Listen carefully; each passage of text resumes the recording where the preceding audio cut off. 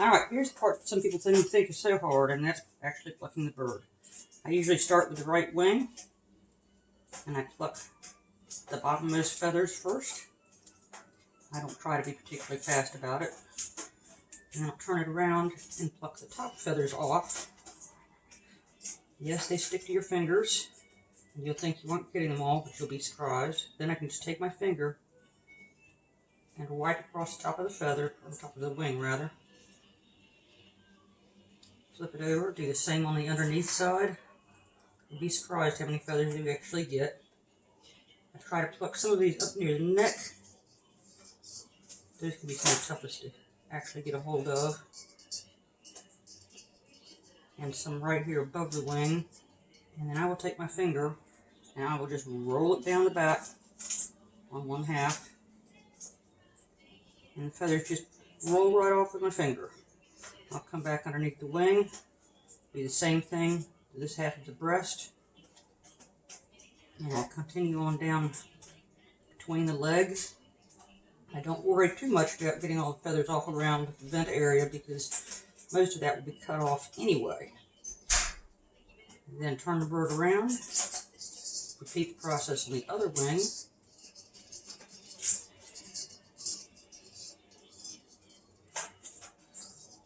And going again to the top of the wing, removing those feathers.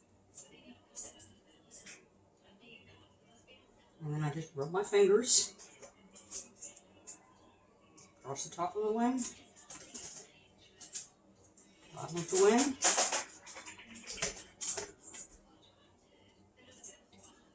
underneath the wing. I'll rub down the breast.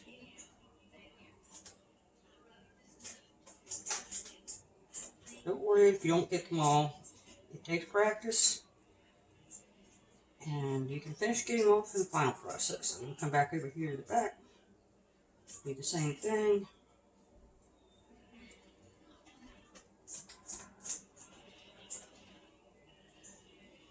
These are some older birds and some ill-behaved males that I wanted to get rid of.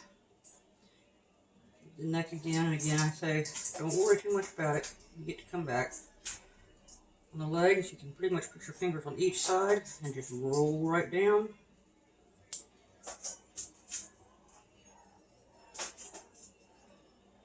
Then I move over here, the other side of my sink. Move the camera a bit for you. Rinse the feathers off the fingers, so you can see what you're doing. And starting at the neck, get whatever you might have missed. Not too difficult. Except of course when you're trying to film something and you're not used to filming. These little pesky neck feathers that you can't get can be trimmed off later.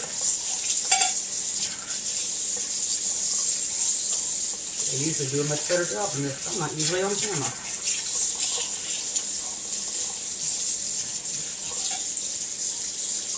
Anything you miss, pretty much, you just roll right off with your finger.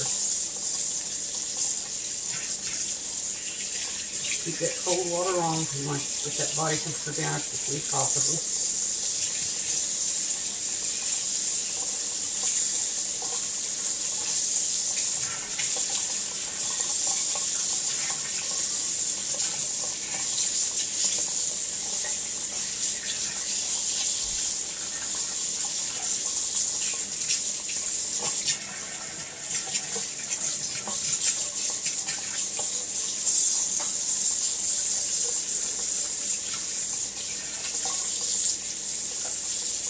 Yeah, it's a pretty clean bird.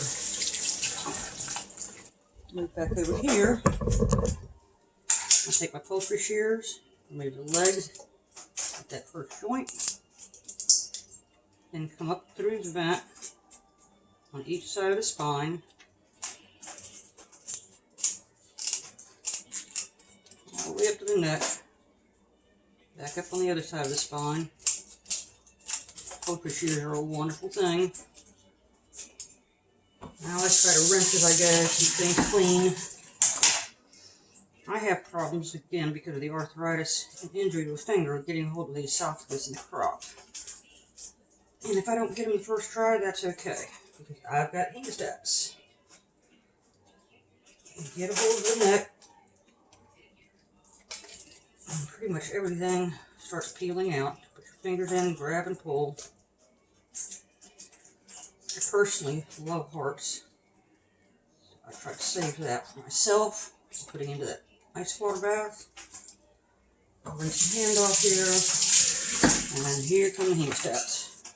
The thing that I was not able to get a hold of.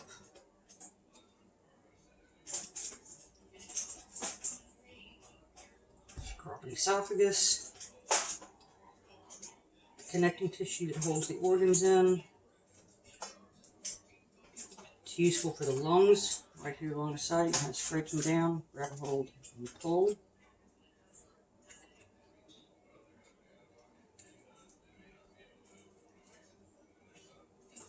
And also for the kidneys, which I seem to have mostly gotten when I pulled the initial organs out. Now I'm going to rinse it and see what I've got.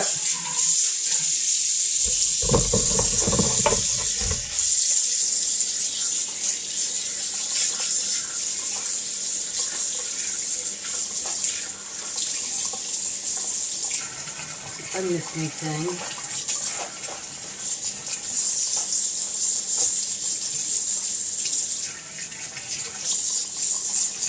Pretty clean little bird. And then nobody really wants to stare at a vent when they're eating their dinner. So that gets snipped right off. Final rinse. Check, make sure that I got everything.